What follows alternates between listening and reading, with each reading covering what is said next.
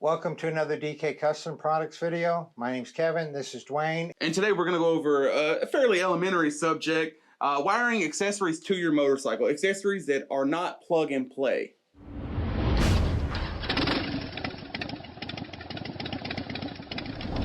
So when you go to some of our products that we have on the website, like we'll show right now, run brake turn lights or turn signals or a horn, like the air horn that we have, you need to wire that in to your motorcycle. And that can be intimidating if you've never done any wiring. So if you see when you go to, say, our run brake turn lights that are not plug and play, where you can go to the instructions and there's a button that says how to, wiring a motorcycle. And we're going to go over some of the steps in there. Make sure if you're going to do some wiring on your motorcycle that you go to this tab and maybe print out these instructions. Right. These instructions, they're linked on every electrical lighting item we have on our website. Now, most of the items that this is going to relate to are universal. You know, so they'll fit a tri-glide and they'll fit a street glide. And they'll fit a Honda. And they'll fit a Honda. But we know that, Amazon has a lot of parts with less than desirable instructions. You kind of leave it up to you to figure out what wire does what. And we try our best to identify the wiring that may be on your motorcycle in correlation to the color of the wires on the accessory we would sell you. How many times have we seen, you look in your manual, it says the red wire with the yellow stripe is the brake light wire, and we say that in our instructions, but then the customer contacts us like, hey, this is way off, this is wrong. Because Harley, for whatever reason, they try to stick to, certain colors, but they go off script more often than you would believe. Or if you bought a used bike and there's been wiring done on it, it might not be the same wires that Harley had. So, long story short, a lot of times you can't just rely on what the manual says for this wire does this. You got to figure it out on your own. So we're going to show you how to do that in this video. It's very simple. And again, I know it's going to be an elementary subject for a lot of you guys, but for you guys just starting out on customizing your bike, we hope this video will be very helpful to you. Now, on this particular bike, we installed a run brake turn light that goes under the Tour-Pak because, see and be seen, you're more visible, cars are going to see it. You can't go wrong with more lighting on the rear. So this light has three functions: running, brake, and turn signals.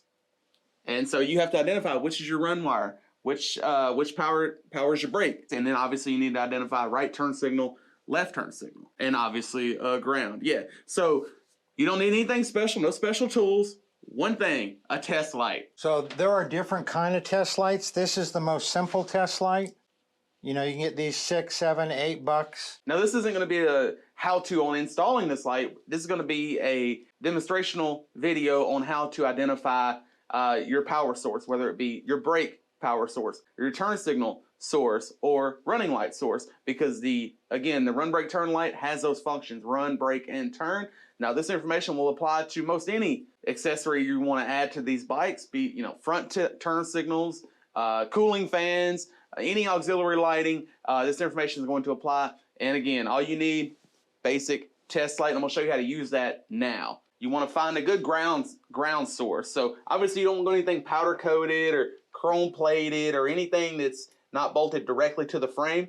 Now these grab handles here are bolted to this bracketry here, which, a piece of the frame. We're going to clamp on right there to that hardware. All right, now anything we touch with this probe that is 12 volts is going to illuminate this light in here. Now you can do it a few different ways. You can, pierce the insulation of the wire. I don't really like doing that because it compromises the insulation. Or you can squeeze into the terminal space here, which may also damage it. You can touch it directly to the spade. Now, first I'm going to look for a 12-volt source. You can identify the wires before you start to probing. And I see a red with a yellow stripe here, so I'm going to touch that. All right, now you don't really want to touch multiple spades at once, so do this very carefully. Right there, boom, that's that corner spade. We know that wire gives us 12 volts with the key on. Let's see if it gives us 12 volts with the key off. And it does not. All right, so that's a 12-volt keyed power source there.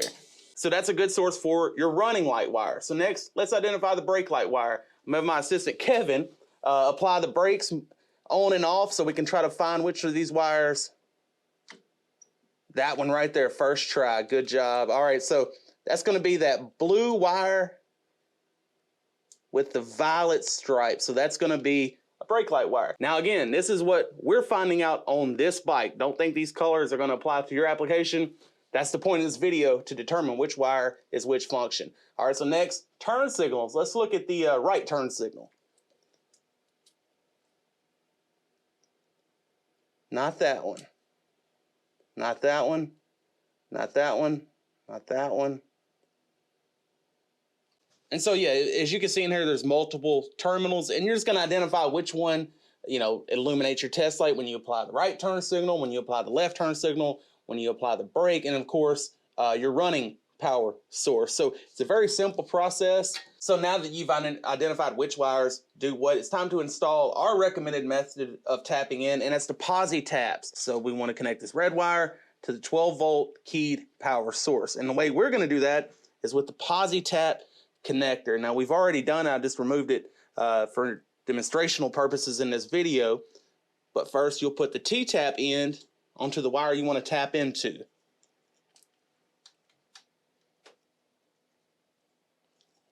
Slips right on there like that.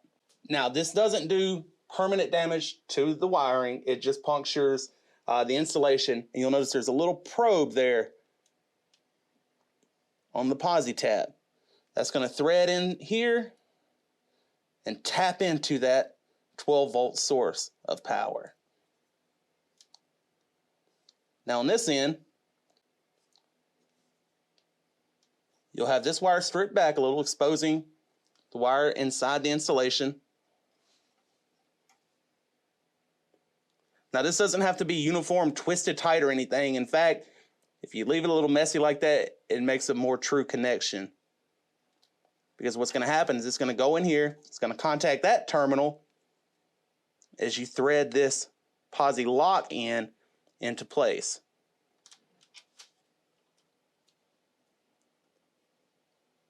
You'll feel it start to get tight, starts wedging that bare wire against that terminal inside the posi-tap, and it just doesn't come back out.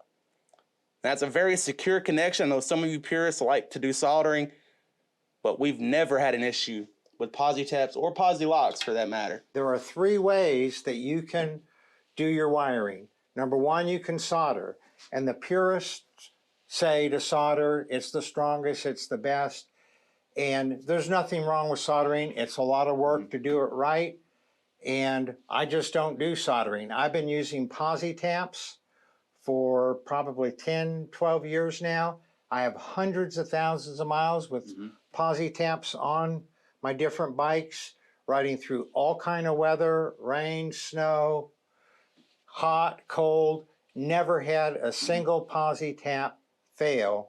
I like posi-taps. Right. And then the third most common way to connect your wiring is like bullet terminals, spade connectors, crimp-on terminals, just things like that. And here's my thing about that. If you don't get a good crimp on there, good connection, down the road, you're going to have electrical issues and you're going to have to chase those. And that's true with posi-taps. That's true with soldering. If you don't get a good solder on there, you might be chasing your tail down the road. But the thing about it is the posi-taps, they're easy enough to disassemble and reassemble. Like, you don't have to cut, splice, or anything. Disassemble, reassemble, test it out, diagnose your issue. Just as easy as you install them, it's as easy to reinstall them. The thing is, with the posi-tap, it's a secure connection, and I've just never had one fail. I've never had a single issue. Yeah. And Kevin's even had posi-taps on his last couple of trikes that have journeyed to the Arctic Circle with posi-taps just under the fender. Good point. Yeah. Good point on that. On our trip to Bella Coola, it was snowing. We were riding. It was snowing. It was like 20 degrees, and our electric jackets quit working. Now, I did not use posi-taps for the electric jacket because I wasn't tapping into anything else. I wired the connector for the electric jacket straight to the battery using ring terminals. And vibration had broken one of those ring terminals. I had to pull it apart and put a new one on there on the side of the road when we were headed to Bella Coola. So posi-taps have never failed me. Ring terminals have. Soldering takes a long time. And again, if it's not done right, it's likely to fail with vibration and getting crimped and everything. You can find more in-depth information for this how-to wiring explanation on our website. We're not going to go over everything that's in that tutorial in this video, but trust that there's much more information that may be helpful to you at that write-up on our website. Yeah, and we'll put a link to those instructions down in the description below in this video too. If you found this video useful or interesting, please give it a thumbs up. We'd appreciate that. It helps us out. That's right. And if you guys have any questions at all about anything you've seen in this video, shoot me an email to support@dkcustomproducts.com. Y'all ride safe out there.